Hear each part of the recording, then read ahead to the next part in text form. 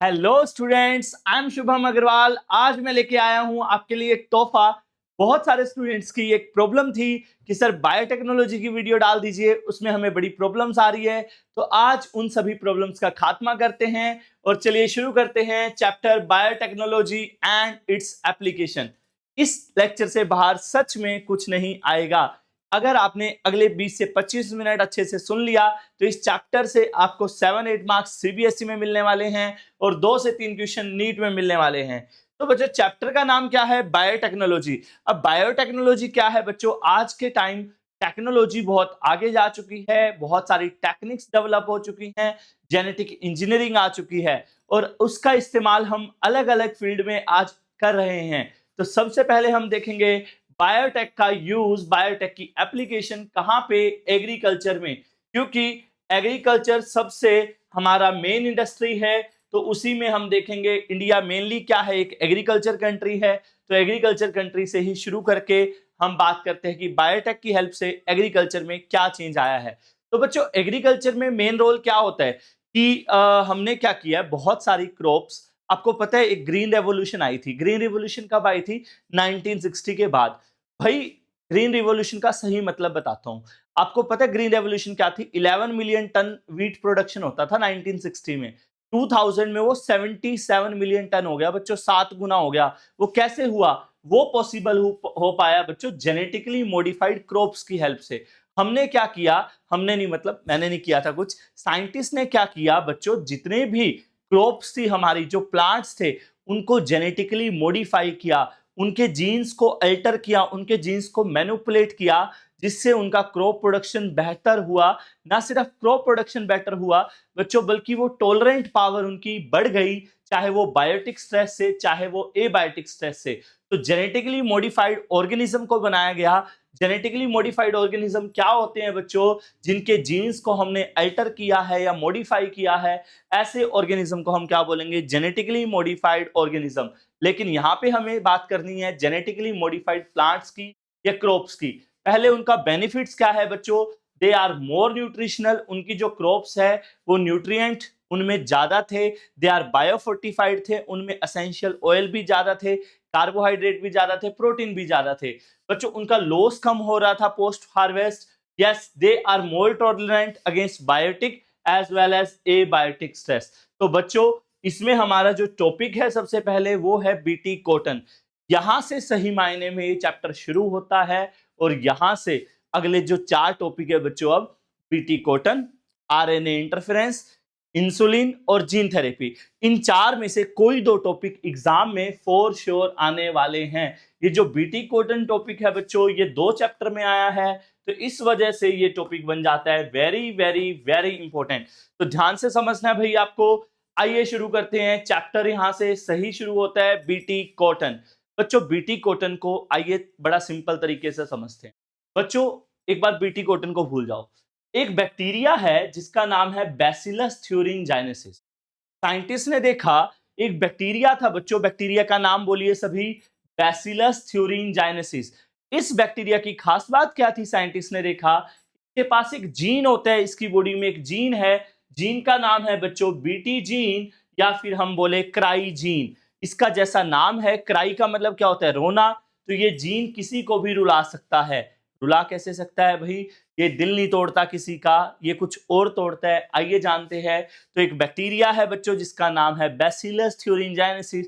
उसकी बॉडी के अंदर एक जीन पाया जाता है, जीन का नाम है बीटी जीन या क्राई जीन। बच्चों, इस जीन की खास बात क्या है?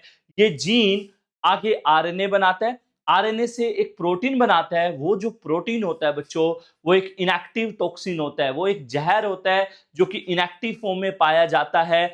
इसीलिए ये बैक्टीरिया को नुकसान नहीं पहुंचाता। ये एक्टिव तभी होता है बच्चों जब इसको एल्केलाइन पीएच मिलता है। तो बेसिकली साइंटिस्ट ने जस्ट क्या देखा? एक बैक्टीरिया था जिसकी बॉडी में एक जीन होता है, वो जीन क्या प्रोड्यूस करता है? एक इनएक्टिव प्रोटीन प्रोड्यूस करता है, इनएक्टिव टॉक्सिन प्रोड्यूस करता है, जो कि एक्टिव होता है एल्केलाइन पीएच पे। अब प्रॉब्लम सुनते हैं। अब साइंटिस्ट ने देखा या हमारे किसान भाइयों ने देखा कि एक बहुत बड़ी प्रॉब्लम थी। यहां से आप निकल जाओ कुरुक्षेत्र करनाल से, बहुत सारा हरियाणा का पार्ट है और पंजाब का पार्ट है जहां पे कॉटन उगाया जाता है। तो वहां पे क्या होता था बच्चों? बहुत सारे इंसेक्ट्स कॉटन प्लांट को खराब कर देते थे। हर साल हमारे कॉटन की क्रॉप काफी कम होती थी कीड़ों की वजह से। तो साइंटिस्ट को यहाँ से आइडिया क्या आया, उन्होंने क्या किया बच्चों, ये जीन लिया, कौन सा जीन, क्राई जीन, किससे, बैसिलस बैक्टीरिया से, और इसको किसमें इंसर्ट कर दिया, कॉटन प्लांट के अंदर इंसर्ट कर दिया गया।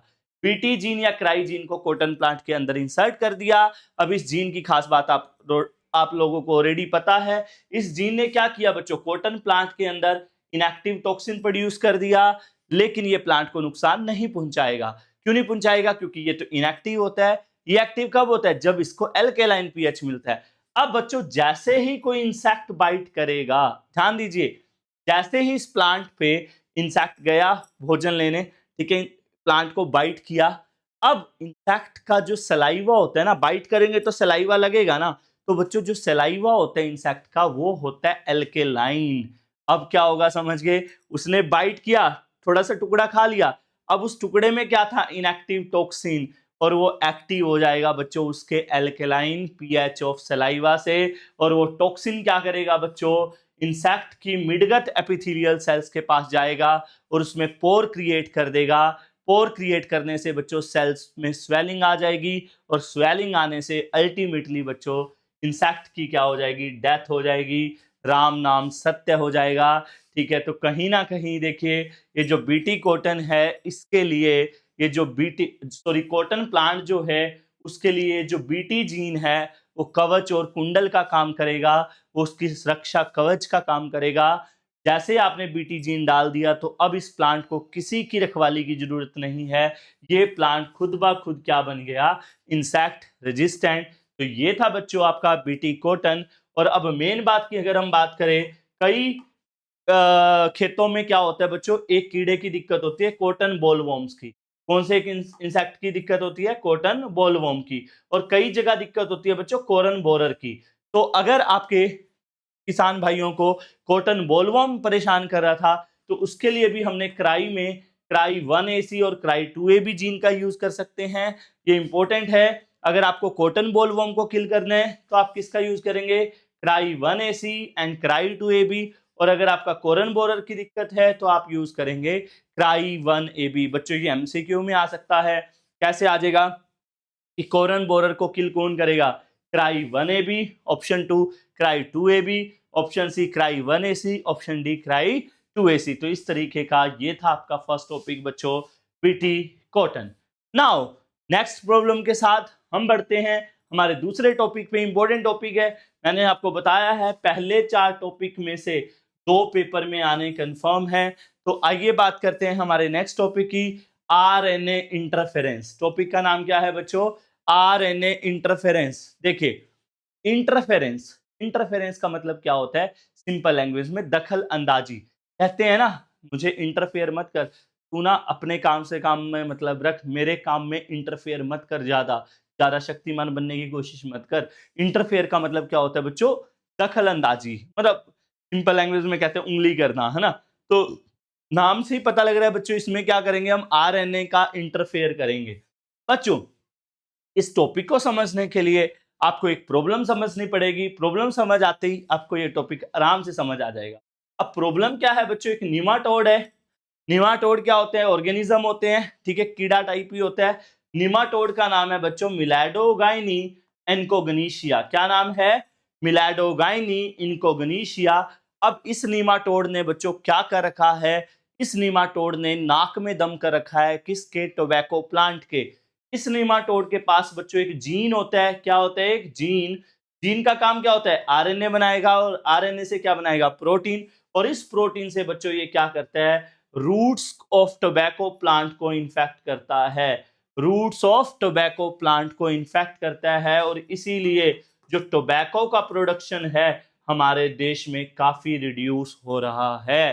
टोबैको, ये जो बीड़ी सिगरेट है, महंगी होती जा रही है इस निमाटोड की वजह से। पहले प्रॉब्लम समझ आ गई बच्चों, ये जो निमाटोड है इसके अंदर एक जीन है। जीन क्या करता है, आरएनए के थ्रू प्रोटीन बनाता है, और इस प्रोटीन की वजह से ये सर्वाइव कर पाता है और इन्फेक्ट कर पाता है किसको, टोबैको प्लांट को।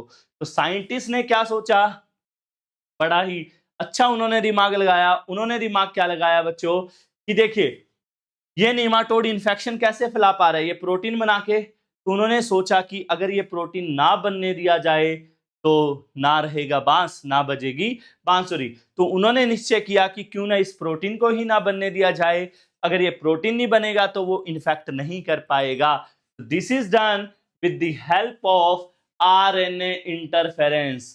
आरएनए इंटरफेरेंस बच्चों सभी में एक सेलुलर डिफेंस का तरीका है, जितने भी यूकैरियोट्स पाए जाते हैं हम सब में, प्लांट्स और एनिमल में RNA interference is the method of cellular defence कहीं ना कहीं। तो बच्चों आरएनए इंटरफेरेंस की डेफिनेशन देख लीजिए। देखिए, it is the, RNA interference क्या है? आरएनए को इंटरफेयर करना। कौन से आरएनए को? बच्चों ये प्रोटीन कौन बना रहा है? एमआरएनए। तो साइंटिस्ट ने क्या सोचा, अगर हम इस एमआरएनए को साइलेंट कर दें, अगर हम इस एमआरएनए को साइलेंट कर दें तो अपने आप हमारा काम बन जाएगा। तो हम क्या करेंगे? आरएनए इंटरफेरेंस देखिए, हम क्या करेंगे? एमआरएनए को, नीमाटोड के एमआरएनए को साइलेंट कर देंगे। किसकी हेल्प से? कॉम्प्लीमेंट्री डबल स्टैंडर्ड की हेल्प से। एक हम डबल स्टैंडर्ड आरएनए बच्चों प्लांट के अंदर ऑलरेडी डालेंगे, जो क्या करेगा? डीएसआरएनए का मतलब क्या है? डबल स्टैंडर्ड आरएनए, जो क्या करेगा? एमआरएनए को, किसके एमआरएनए को? नीमाटोड के साइलेंट कर देगा। और this is what we call RNA interference. Silencing of mRNA किसके? नीमाटोड के by complementary double standard RNA. इस लाइन को समझ लिया और लिख दिया, इसके मार्क्स है बच्चों। तो ये हम करते कैसे हैं? हम नीमाटोड स्पेसिफिक जीन्स लेंगे बच्चों, और प्लांट्स के अंदर क्लोनिंग किसकी हेल्प से की जाती है? एग्रोबैक्टीरियम वेक्टर की हेल्प से, और इंसर्ट कर देंगे इस जीन को प्लांट के अंदर, टोबैको प्लांट के अंदर, और जो कि प्रोड्यूस करेगा डबल स्टैंडर्ड कॉम्प्लीमेंट्री आरएनए। और ये क्या करेगा? आपको ऑलरेडी मैंने बता चुका है, ये जाके एमआरएनए से बाइंड कर देगा नीमाटोड को और उसको साइलेंट कर देगा। जब एमआरएनए साइलेंट हो गया तो प्रोटीन नहीं बनेगा, प्रोटीन नहीं बनेगा तो हमारा टोबैको की क्रॉप इन्फेक्ट नहीं होगी। तो ये था बच्चों आपका आरएनए इंटरफेरेंस। नाउ बच्चों अब हम बात करेंगे, ये थी हमारी एग्रीकल्चर की बात। अब हम जो बात करने जा रहे हैं, हम बात करेंगे बच्चों बायोटेक एप्लीकेशन इन मेडिसिन। बच्चों मेडिसिन में क्या रोल है, मेडिसिन में क्या बेनिफिट्स हमें मिले हैं, ठीक है, आइए जानते हैं। तो बच्चों पहला है जेनेटिक इंजीनियर्ड इंसुलिन। बच्चों जेनेटिक इंजीनियर्ड इंसुलिन को समझने से पहले आपको समझना पड़ेगा इंसुलिन को। किसको? इंसुलिन। बच्चों इंसुलिन सबको पता होगा, इंसुलिन एक हार्मोन है जो हमारा पैनक्रियास प्रोड्यूस करता है, और ये हमारे ब्लड शुगर लेवल को कंट्रोल करता है। देखिए हमारी बॉडी में जो इंसुलिन हार्मोन है वो अभी अभी जैसे मैं नॉर्मली खड़ा हूं और मुझे डायबिटीज नहीं है, तो मेरी बॉडी में इंसुलिन किसकी फॉर्म में पाया जाता है? प्रो इंसुलिन की फॉर्म। किस फॉर्म में? Pro insulin. ह्यूमन बॉडी में बच्चों इंसुलिन जो बनता है वो बनता है प्रो इंसुलिन की फॉर्म में, और जो कि बना होता है 3 पॉलीपेप्टाइड चेन से। ये ब्लू वाली ए चेन, ये बी चेन जो आपस में जुड़ी है डाइसल्फाइड बॉन्ड से, और ये सी चेन जो व्हाइट वाली है। तो प्रो इंसुलिन जो कि इनएक्टिव फॉर्म में होता है वो बेसिकली 3 चेन से बना है, चेन ए, बी और सी। लेकिन जैसे ही मैंने सपोज करो भारत सर ने मेरे लिए जलेबी मंगवा दी 1 किलो, और मैंने काफी सारी जलेबी खा ली, तो अब मेरा शुगर लेवल बढ़ जाएगा। और शुगर लेवल को कंट्रोल कौन करता है? इंसुलिन। तो अब इनएक्टिव इंसुलिन का एक्टिव होने का टाइम आ गया है। तो ऐसा देखा गया है एक्टिव इंसुलिन में 2 ही चेन होती है, ए चेन और बी चेन, और ये मेरी बॉडी के शुगर लेवल को कंट्रोल कर देगी। अब प्रॉब्लम क्या है बच्चों? कईयों के कोई जीन में प्रॉब्लम की वजह से ये इंसुलिन बनना बंद हो जाता है, ये इंसुलिन सिंथेसिस कम हो जाता है, तो उनका शुगर लेवल हाई रहने लग जाता है और उनको डायबिटीज हो जाता है। और इसका सॉल्यूशन क्या है? अब बाहर से लेना पड़ेगा इंसुलिन। बॉडी नहीं बना पा रही है तो बाहर से लेना पड़ेगा। अब पहले के टाइम क्या होता था? पहले के टाइम मतलब 1983 से पहले ये जो इंसुलिन था ये जो वेस्ट एनिमल्स नहीं होते, पिग्स वगैरह, उनके पैनक्रियास से निकाला जाता था, जो कि गलत है। ह्यूमन का डायबिटीज ठीक करने के लिए दूसरे एनिमल्स के पैनक्रियास को अफेक्ट करना गलत था। लेकिन प्रॉब्लम ये नहीं थी कि ये गलत था, प्रॉब्लम ये थी कि वो जो इंसुलिन निकाला जाता था कैटल से, वो एलर्जी और इम्यूनोलॉजिकल प्रॉब्लम को क्रिएट करता था। तो अब क्या हुआ? 1983 की बात है बच्चों, बायोटेक में जब गोल्डन पीरियड था। एली लिली नामक एक अमेरिकन कंपनी आती है, कब? 1983 में एली लिली अमेरिकन कंपनी आती है और उसने बोला यार इसके चक्कर में तुम, इस इंसुलिन के चक्कर में तुम वेस्ट एनिमल्स को क्यों परेशान कर रहे हो। तो उन्होंने क्या किया, वो जीन ले लिया जो ए चेन बनाएगा और जीन ले लिया जो बी चेन बनाएगा और ई कोलाई वेक्टर की हेल्प से इन दोनों चेन को सिंथेसाइज किया और डाई सल्फाइड बॉन्ड से आर्टिफिशियली जोड़ दिया गया और बना लिया गया जेनेटिक इंजीनियर्ड इंसुलिन। और इसको नाम भी दिया था उन्होंने ह्यूमोलिन। क्या नाम दिया था? ह्यूमोलिन। बुक में नहीं दे रखा लेकिन मैं आपको बता देता हूं। पहली बार जो एली लिली ने बनाई थी जेनेटिक इंजीनियर्ड इंसुलिन, तो क्या नाम दिया गया था dear students? Humulin. Now next topic है बच्चों मेडिसिन में जीन थेरेपी। जीन थेरेपी बच्चों क्या है? नाम से ही पता लग रहा है आजकल थेरेपी बहुत तरह की होती है। यहाँ पे हम क्या पढ़ेंगे? Gene therapy. सीधी सी बात है बच्चों, काफी सारी बीमारियां किस वजह से होती है? एक जीन में प्रॉब्लम की वजह से। अगर हम उस जीन को, डिफेक्टिव जीन को करेक्ट कर दें, ठीक कर दें, मैनिपुलेट कर दें, तो उस प्रोसीजर को हम क्या बोलेंगे बच्चों? Gene therapy. बच्चों जीन थेरेपी का जो फर्स्ट केस था वो आया था 1990 में, जो कि एक 4 साल की लड़की पे किया गया था और उस लड़की को प्रॉब्लम थी बच्चों एडीए डेफिशिएंसी। एंड यही very very very important 4 topic है जो आपका पेपर में आने वाला सबसे इंपॉर्टेंट है, एडीए डेफिशिएंसी। बच्चों एडीए डेफिशिएंसी क्या है? नाम से ही पता लग रहा है। डेफिशिएंसी का मतलब क्या होता है? कमी। कमी किसकी? नाम से ही पता लग रहा है एडीए की कमी। अब एडीए क्या है ये हम जान लेते हैं। तो बच्चों एडीए का मतलब है यहाँ पे एडिनोसिन डी एमिनेज। क्या होता है बच्चों एडीए डेफिशिएंसी? क्या एक एंजाइम की कमी हो जाती है जिस एंजाइम का नाम क्या है? Adenosine deaminase. किसी जीन के डिलीट होने की वजह से बच्चों ये एंजाइम बनना बंद हो जाता है। अब प्रॉब्लम ये है बच्चों, ये जो एंजाइम है ये हमारी बी सेल्स और टी सेल्स के बनने में हेल्प करता था। अब अगर ये एंजाइम नहीं रहेगा तो उस जो 4 साल की बच्ची थी बच्चों, उसको कौन सी बीमारी थी? जीरो इम्यून डिजीज था उसको। उसका जो इम्यून सिस्टम था बच्चों, उसका बिल्कुल डैमेज हो गया था। क्यों? जो भी हमारी इम्यूनिटी है उसमें बनने में कौन सा एंजाइम हेल्प करता है? एडीए। लेकिन उस लड़की में एडीए की कमी थी तो लड़की का सरवाइव कर पाना बहुत मुश्किल था। तो इसके लिए जो पॉसिबल ट्रीटमेंट्स थे वो क्या थे? या तो उसका बोन मैरो ट्रांसप्लांट किया जाए या फिर एंजाइम रिप्लेसमेंट थेरेपी की जाए, लेकिन ये दोनों पूरी तरह से क्योरेबल नहीं थे। तो इसीलिए पहली जीन थेरेपी की गई, किसके लिए? एडीए डेफिशिएंसी के लिए या जीरो इम्यून डिजीज को ठीक करने के लिए। तो इसमें क्या किया गया बच्चों, जो वो लड़की थी, जो पेशेंट थी, उसकी लिम्फोसाइट्स को निकाला गया। लिम्फोसाइट्स मतलब B cells and T cells, जिनमें ये टी एडीए एंजाइम होता है बच्चों, जो एडीए एंजाइम जरूरत होती है।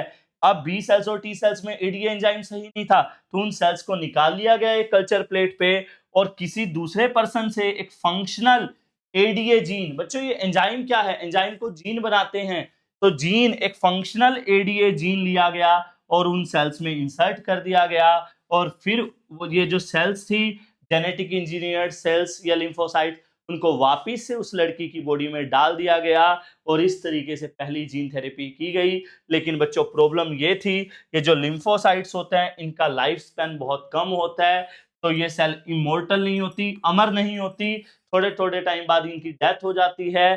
तो इस वजह से इसका क्या चाहिए? पीरियोडिक ट्रांसफ्यूजन रिक्वायर्ड है। समय समय पर आपको ये जीन थेरेपी करानी पड़ती है। ठीक है, हाँ अगर अर्ली एम्ब्रियोनिक स्टेज पे स्टेम सेल कर दी जाए तो इसका ट्रीटमेंट है, अदरवाइज मतलब it's a critical case. I hope आपको जीन थेरेपी भी समझ आ गया होगा। तो बढ़ते हैं नेक्स्ट टॉपिक की तरफ, मॉलिक्यूलर डायग्नोसिस। बच्चों बायोटेक की हेल्प से अभी तक आपने पढ़ा एग्रीकल्चर और मेडिसिन में, इसके अलावा बच्चों डायग्नोसिस में भी बायोटेक की वजह से बहुत बड़ा एक अच्छी हमें खबर मिली है। बच्चों मतलब क्या है, देखिए अगर आप बीमार होते हैं, ठीक है, या आपको कोई भी दिक्कत है तो आप डॉक्टर के पास जाते हैं। डॉक्टर क्या करता है? सबसे पहले भाई ब्लड टेस्ट लिख देगा। ब्लड टेस्ट नहीं लिखेगा तो क्या करेगा? यूरिन टेस्ट लिख देगा। 2 ही टेस्ट लिखता है बच्चों, ब्लड टेस्ट, यूरिन टेस्ट। अब एक बात सोचिए, अगर आपका थोड़ा सा उसने ब्लड लिया और उसमें इंफेक्शन मिला है तो इसका मतलब क्या है? आपका पूरा ब्लड में कंटामिनेशन हो चुका है, पूरा ब्लड ही आपका इन्फेक्टेड है, और पूरा ब्लड अगर इन्फेक्टेड है तो पूरी बॉडी में इन्फेक्शन, इसका मतलब फैल चुका है। अगर आपको अर्ली स्टेज में इन्फेक्शन पता लग जाता तो आप इजिली डिजीज को ठीक कर सकते थे, ठीक है, बजाय कि लेट पता लगने पे। तो इस ये किसकी हेल्प से पॉसिबल हो पाया बच्चों? बायोटेक की हेल्प से। बायोटेक की हेल्प से हमने कुछ टेक्निक्स डेवलप की हैं जो अर्ली डायग्नोसिस में हमारी हेल्प करती हैं डिजीज की। फॉर एग्जांपल पहली प्रोसेस है पीसीआर, जो बायोटेक का दूसरा चैप्टर आएगा उसमें आप पढ़ेंगे, बड़ा इंपॉर्टेंट टॉपिक है 3 मार्क्स में। पॉलीमरेज चेन रिएक्शन, पीसीआर का फुल फॉर्म क्या है? Polymerase chain reaction. इसकी हेल्प से बच्चों हम पैथोजन को अर्ली ट्रेस कंसंट्रेशन में भी ढूंढ सकते हैं, फाइंड आउट कर सकते हैं।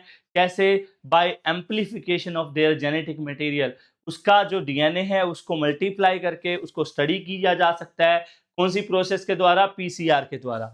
एलिजा टेस्ट बच्चों, एलिजा टेस्ट आपने पढ़ा होगा एड्स के अंदर, एड्स और अलग कुछ बीमारियों के लिए एक टेस्ट होता है एलिजा टेस्ट। बच्चों एलिजा टेस्ट भी कहीं ना कहीं बायोटेक की देन है, और ये 1 नंबर में बहुत बार आता है। एलिजा टेस्ट का प्रिंसिपल क्या है? तो बच्चों ELISA test is based upon antigen antibody interaction. ये 3 वर्ड मत भूल जाना, एंटीजन एंटीबॉडी इंटरेक्शन। इसमें क्या करते हैं बच्चों, मैं सिंपल लैंग्वेज में बताता हूँ। इसमें ना हम एंटीबॉडीज लेते हैं जो सिर्फ एड्स एचआईवी वायरस से बाइंड करेगी, और हम जैसे सपोज करो इस पर्सन को ना एड्स हमें डाउट है, तो हम इसकी बॉडी में स्पेसिफिक एंटीबॉडी भेजेंगे जो सिर्फ एचआईवी से बाइंड करती है। अगर वो बाइंड कर गई तो हमें पता लग जाएगा उसको एचआईवी है, एड्स है, अदरवाइज नहीं है। तो इस तरीके से ये जो एलिजा टेस्ट है ये काम करता है। थर्ड प्रोब बच्चों, ये दोनों ही 1 मार्क में बहुत इंपॉर्टेंट है।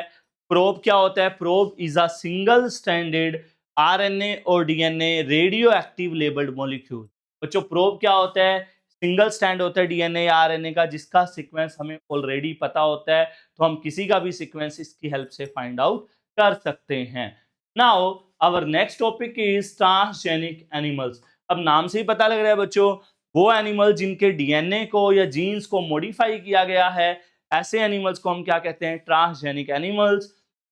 और अभी तक ना जाने कितने एनिमल्स को जेनेटिक को मॉडिफाई कर चुके हैं हम, जिसमें से मंकीज, रैबिट्स, माइस, पिग्स, शिप्स, काउ, बफेलो, बहुत सारे हैं। और आपके, मैं जिस सिटी में रह रहा हूँ करनाल में, वहाँ पे एक एनडीआरआई है, और एनडीआरआई में भी बहुत सारे ट्रांसजेनिक एनिमल्स आप देख सकते हैं। लेकिन मजे की बात यह है 95% जितने भी ट्रांसजेनिक एनिमल्स बनाए गए हैं, 95% वो क्या है? माइस हैं। बच्चों क्या उद्देश्य क्या है ट्रांसजेनिक एनिमल्स बनाने का? बहुत सारे मेन बातें हैं बच्चों, हमें उनकी बॉडी की फिजियोलॉजी पढ़नी होती है, उनकी बॉडी में ग्रोथ फैक्टर लाइक इंसुलिन, इन सब के बारे में पढ़ना होता है। हमें डिजीज के बारे में स्टडी करने को मिलता है ट्रांसजेनिक एनिमल्स की हेल्प से, कि कौन से जीन में प्रॉब्लम की वजह से कौन सा बीमारी हो सकती है। हमें बच्चों वैक्सीन सेफ्टी या केमिकल टेस्ट जो करना होता है वो ट्रांसजेनिक एनिमल्स पे किया जाता है। जैसे कोविड की जो वैक्सीन थी पहले चूहों को दी गई थी, माइस को दी गई थी, फिर ह्यूमंस को दी गई। पोलियो की वैक्सीन भी बच्चों पहले क्या किया गया, देख सकते हैं आप, जो पोलियो की वैक्सीन थी वो भी ट्रांसजेनिक माइस पे टेस्ट की गई थी। और मंकीस, हमारे ह्यूमंस को देने से पहले मंकीस को भी दी जाती है। ये सारी बातें आप अवॉइड कर सकते हैं, लेकिन जो बायोलॉजिकल प्रोडक्ट वाला पार्ट है ये आप गलती से भी अवॉइड नहीं कर सकते। It's very very very very important. बच्चों 2 प्रोडक्ट मिले हैं हमें ट्रांसजेनिक एनिमल से, दोनों मत भूल जाइएगा। नंबर 1 अल्फा 1 एंटीट्रिप्सिन, जो हमारे एम्फीसीमा डिजीज को ठीक करता है। एम्फीसीमा जो कि सिगरेट स्मोकिंग की वजह से लंग्स डैमेज हो जाते हैं, उसको ठीक करने में कौन सा सब्सटेंस हेल्पफुल होता है? Alpha 1 antitrypsin. दूसरी बात है रोजी। रोजी के बारे में सुनते ही किसी को किसी लड़की की याद आई होगी, लेकिन रोजी यहाँ पे लड़की नहीं है। रोजी वॉज फर्स्ट ट्रांसजेनिक काउ, पहली ट्रांसजेनिक काउ थी बच्चों। और इस काउ की खास बात क्या थी? इसका जो दूध था, मिल्क था, उसमें एक प्रोटीन की कंसंट्रेशन को बढ़ा दिया गया था, अल्फा लैक्टा एल्बुमिन। कितनी कंसंट्रेशन थी? 2.4 ग्राम पर लीटर, जो कि ह्यूमन बेबीज के लिए बहुत ही बेटर था, न्यूट्रिशनली बेटर था किसी अदर काउ मिल्क से। ठीक है, किसकी वजह से? Alpha lactalbumin. Rosie first transgenic cow बच्चों बहुत इंपॉर्टेंट है। एट लास्ट हम बात करते हैं एथिकल इश्यूज की। बच्चों एथिकल इशू क्या मतलब क्या है भाई, गलत तो है, हम आजकल जीन्स के साथ छेड़छाड़ कर रहे हैं। देखो भगवान ने जैसा हमें बनाया कुछ सोच के ही तो बनाया होगा, लेकिन हम फिर भी लगातार छेड़छाड़ कर रहे हैं। ये एथिकली सही साउंड नहीं होता है। शायद इसका कुछ ड्रास्टिक इफेक्ट भी आ सकता है, कुछ नुकसान भी हो सकते हैं आने वाले टाइम में। और इसी के लिए इंडियन गवर्नमेंट ने एक कमेटी बनाई है, GEAC, genetic engineering approval committee, जो क्या करती है, जो ये चेक रखती है कि जो GMO बनाए जा रहे हैं उसका कोई नुकसान तो नहीं होगा, उनकी वैलिडिटी को अच्छे से असाइन करती है। कौन? Genetic engineering approval committee, full form याद रखेगा, GEAC की। नाउ बच्चों एक टॉपिक है बायोपिरेसी। बायोपिरेसी इंपॉर्टेंट टर्म है। बायोपिरेसी क्या है बच्चों? आजकल कुछ बड़ी companies, multinational companies bio resources का without any proper authority use कर रही हैं। इस चीज को हम क्या बोलते हैं बच्चों? बायोपिरेसी। और इसी के लिए एक पेटेंट लाया गया है बच्चों। पेटेंट क्या होता है? एक पेपर होता है जो आपको प्रोडक्ट से रिलेटेड सारे राइट प्रोवाइड करता है। जैसे कोई भी चीज मैंने डिस्कवर कर दी और उसको अपने नाम पेटेंट करा लिया, तो कोई मेरे से बिना पूछे उसको यूज नहीं कर सकता। और इसी का एक क्लासिकल केस दे रखा है, एक केस स्टडी दे रखा है बासमती राइस का। भाई बासमती राइस, मुझे तो सुनते ही कड़ी चावल की याद आ रही है बच्चों, तुम्हें भी आ रही है क्या? बासमती राइस का भाई पंगा हुआ 1997 की बात है। अमेरिकन कंपनी ने ना US patent and trademark office से क्या किया? पेटेंट करा लिया बासमती राइस को। US बोला भी बासमती राइस तो हमने डिस्कवर किया है, हमारी वैरायटी है और कोई नहीं बेच सकता अब हमारे बिना पूछे, बासमती राइस ना उगा सकता। लेकिन बच्चों इंडिया ने, हमारे देश ने इस बात को चैलेंज किया कि तुझे पता भी है US से हमारे देश में भैया 2 लाख वैरायटी उगाई जाती है राइस की, और 27 वैरायटी बासमती राइस जो कि जाना जाता है पर्टिकुलर फ्लेवर के लिए उसकी। तो भाई इंडिया ने चैलेंज किया। सिमिलर अटेम्प्ट्स बच्चों लोगों ने तो कमाल कर दिया। हल्दी को लेके भाई, हल्दी को लेके भी भाई पंगा हुआ हमारा। हल्दी को लेके हमारा क्या पंगा हुआ भाई?